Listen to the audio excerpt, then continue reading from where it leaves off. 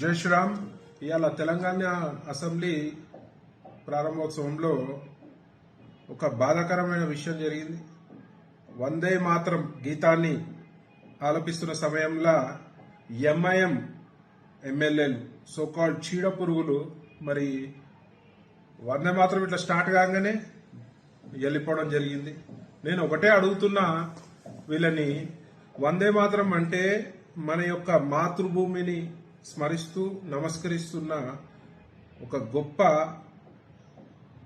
దేశభక్తి గేయం. మరి అలాంటి సమయంలో మీకు ఏం బాధ అవుతుందిరా మీ నాకు అర్థం కాదు. మీరు పుట్టింది భారతదేశంలోనే కదా, మరి పుట్టలేదా భారతదేశంలో, పాకిస్తాన్లో పుట్టినరా? మరి మాకు అర్థం కాదు. ఎక్కడో కమేనీని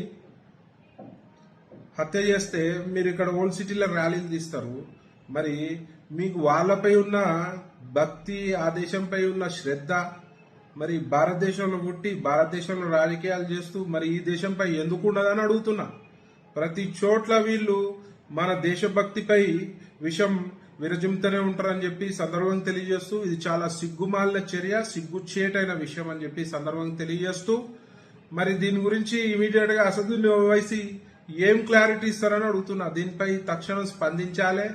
మీరు దీనిపై టోటల్ భారతదేశ ప్రజలకు అందరికి కూడా క్షమాపణ చెప్పాలని చెప్పి సందర్భంగా తెలియజేస్తూ, మరి ప్రజలందరూ కూడా దీన్ని గమనించాలి. ముఖ్యంగా ఇసుంటి పార్టీలని దగ్గర తీసే కాంగ్రెస్ పార్టీలు కూడా మరి దీనిపై మీరు కూడా తక్షణం స్పందించాలి. దీనిపై మీరు కూడా జవాబు చెప్పాల్సిన పరిస్థితి. ఎందుకంటే మీరు వాళ్ళు రోజు సంకలు ఎగరేసుకుంటూ తిరుగుతారు కదా, మరి దీనిపై మీ స్పందన ఏంది? మరి వాళ్ళు చేసిన చర్యపై మీరు కూడా వివరణ ఇవ్వాల్సిన పరిస్థితి ఉందని చెప్పి సందర్భం తెలియజేస్తూ మీ చికోటి.